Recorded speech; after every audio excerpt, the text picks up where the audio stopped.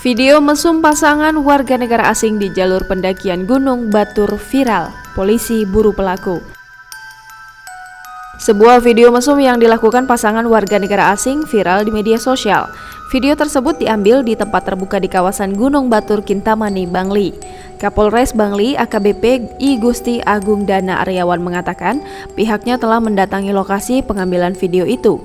Lokasi yang berada di kawasan Gunung Batur itu memang memiliki kesamaan dengan latar pengambilan video mesum.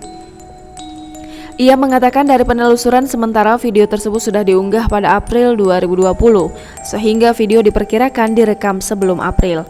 Polisi sedang berkoordinasi dengan imigrasi untuk mencari tahu identitas warga negara asing dalam video itu. Ia akan memastikan apakah WNA itu masih berada di Bali atau sudah kembali ke negara asalnya.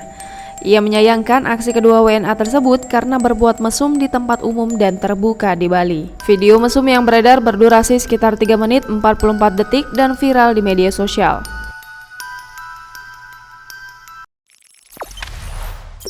Jangan lupa subscribe, share, komen, dan like ya!